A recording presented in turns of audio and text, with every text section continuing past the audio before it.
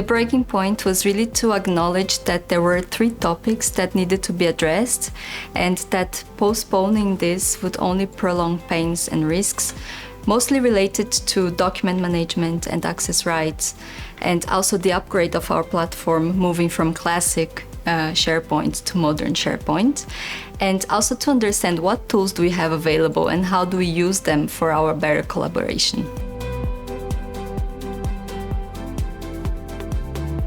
The first goal was to find a suitable partner. So we were looking for somebody who can help us scope the project, find the right approach to tackle the various challenges. We needed to specify again the why and how of the project, provide a clear structure on the unified way of working, incorporate security measures, and made sure we provide training material for everyone. First of all, to acknowledge that this is a change project. So we need to onboard people. And for that, we did surveys and interviews to understand and highlight why we do this project and what are the benefits for the company. And finally, as a team, we stick to that message and we keep on repeating it. We were like allies.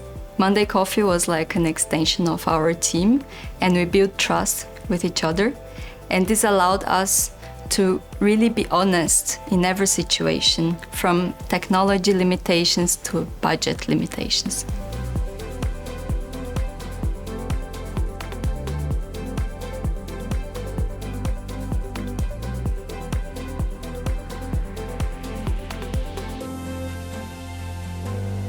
We have introduced Microsoft Teams a while ago. We have used in the past mostly the chat and calls function. Now having the chat, calls, but as well the documents at the same place and other Microsoft apps, everything bundled in one workspace is very helpful. We have as well the option to basically open such a workspace just with a few clicks, so I don't need to bother somebody from technology and can start working just a few minutes later. That's brilliant. So my core focus was on the replicability of our investment process within the templates themselves, and the MondayCoffee solution enabled us to have preset channel structures and also preset apps embedded into those different templates so that we had it the same every time. Another benefit for us was on tagging, as Microsoft doesn't have a central repository for tags, so the MondayCoffee solution helped us a lot here to create these tags according to each of the different templates. And thirdly, on the access right concept, we wanted to have a dynamic access right concept that was based on the user's department, not on individual access, and the MondayCoffee solution was able to embed this directly into the creation of the template, so we had the tags and the access rights embedded upon creation, which was a big win for us.